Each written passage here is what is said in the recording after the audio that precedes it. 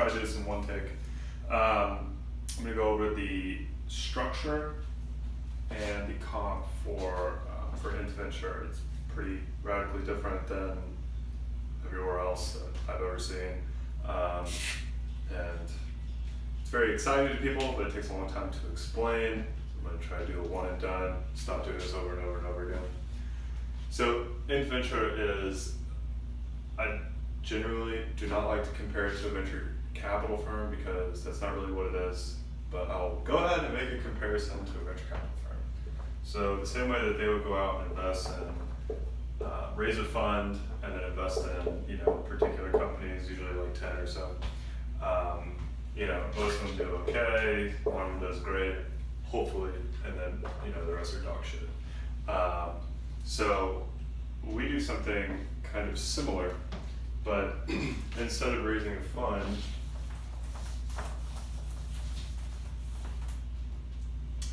we build them from the ground up. So what we'll do is create the skeleton of an idea. Take Automate, for example, and we'll do a lot of research and determine, hey, does this make sense to fit within our portfolio, right? And there are a lot of different reasons why it may or may not fit in well, different markets, what have you. So then we'll go out there and find the person that is a great fit for us. And because of who we are and what we're doing, it's usually honestly not that hard.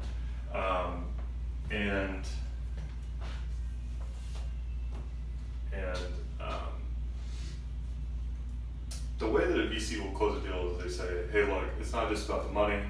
We're going to give you, access to our operators, put you in touch with the right people, blah, blah, blah. Make sure you're linked into the right network, right? So we do similar thing, right? So we've got, think of it as like the IntVenture, like internal team, right? So we've got all kinds of folks, we've got CFO, CMO, CTO, Chief People Officer, CPO, all these different high-speed folks, they've got VPs, so on, what have you.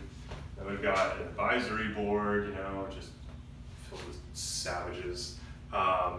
So what that enables us to do is say, hey, look, I'll make an example of a real estate guy.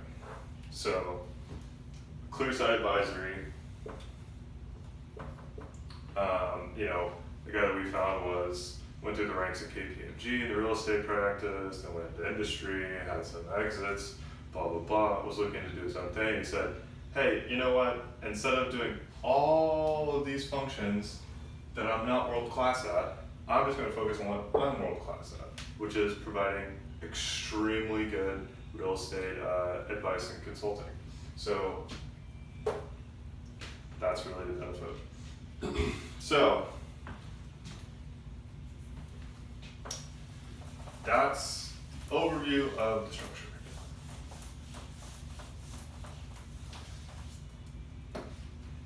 Now the way we do compensation ties into that. All right, so if you picture a pie of earnings, and we're in earnings, I mean net income here.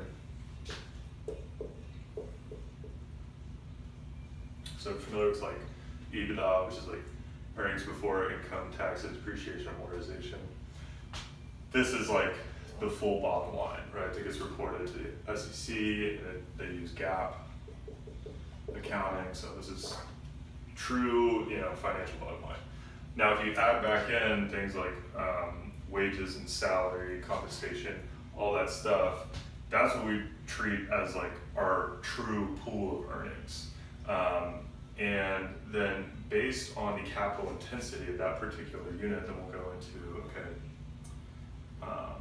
what goes towards the equity interest, and what goes toward, we call it the talent profit pool. Okay. So what we'll do is we'll issue generally 100 million shares in the equity space, and the earlier on that you join, a particular business unit, you'll see there's two main methods of compensation, right? Like, well, really three. So a lot of times we'll give equity into venture, the actual overarching entity, just to make sure our incentives stay aligned and make it a little juicier. But you'll get basically like talent and equity. Okay, so that the way that is kind of separated is complicated and depends on, you know, like I said, capital intensity of the business. The main thing here is that think of this as basically like the booty, like if you're a pirate, this is like the gold or booty that you find out there, and the equity is more like who owns the actual ship. So in each of those, the earlier on that you are, the heavier you're based into like the equity game. This is relative. The later on folks, you know, you're looking closer to increasing on the talent share, decreasing on the equity side. This is more like a sweat equity piece, but still a hell of a lot more than you find anywhere else.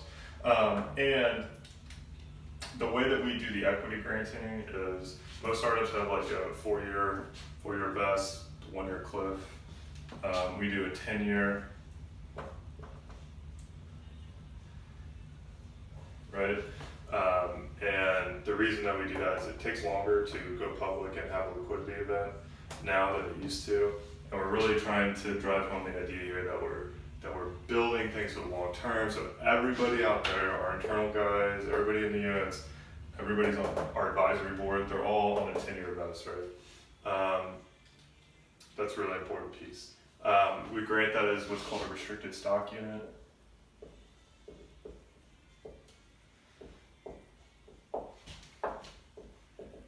Or an RSU.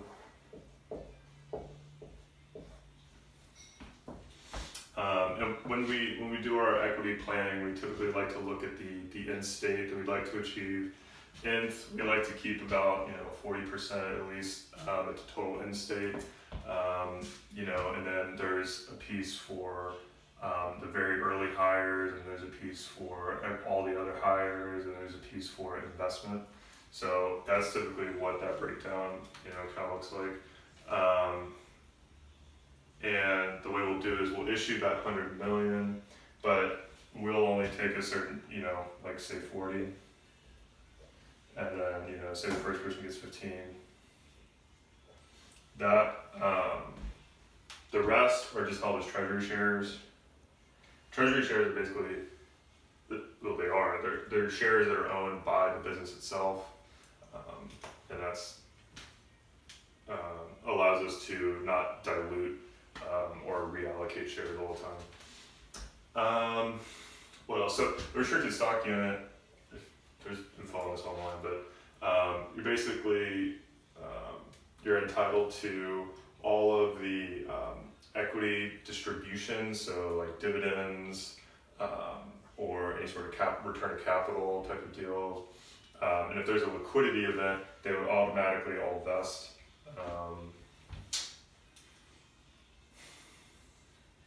What else? Let me see.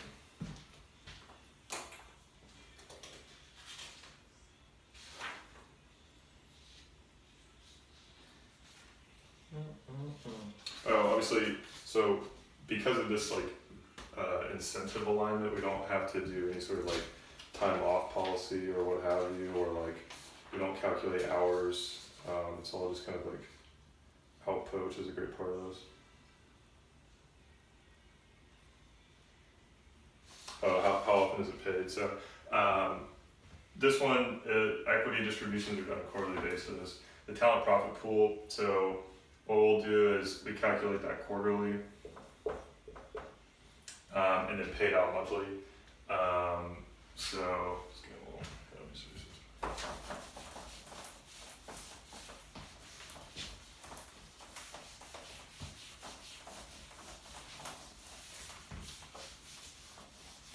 There's a really interesting mechanism here that I want to talk about, which is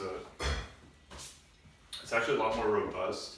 As businesses mature, you can look back and say, okay, look, over the last like 3 quarters, we've had like X, Y, and Z from that talent profit share, and then based on your shares in that pool, or your share of that pool, then you can look at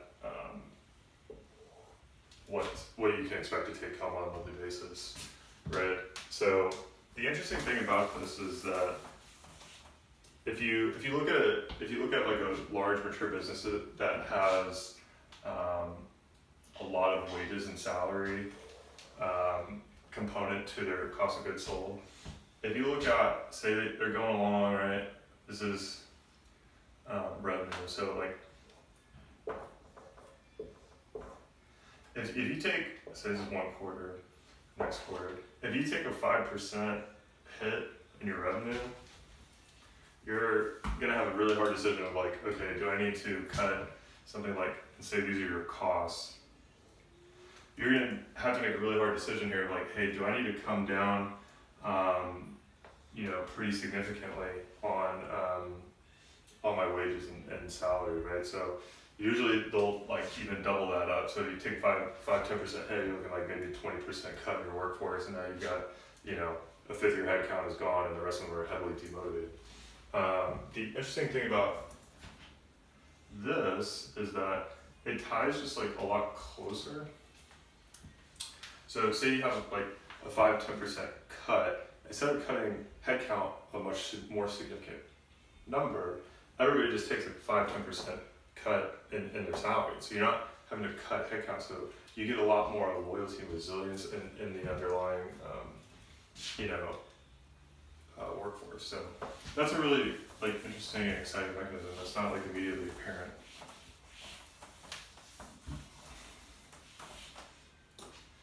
And so because of that model, people's risk tolerances are different. Like, some person, say this is like frontier of, say equity or potential earnings versus like actual or something like that, actual cash. So I mean, you can, there's going to be folks that are all along this line in terms of what's going to be ideal. Obviously, you want to expand it this way, but that's that allows us to create something that's not only useful for startups, but is useful the entire duration of that business. And so that's a really exciting mechanism. So accountants, you have a home here.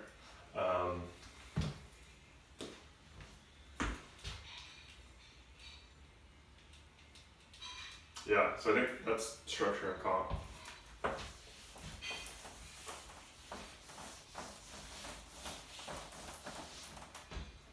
The units are they're all C corps, and owns like a portion of it.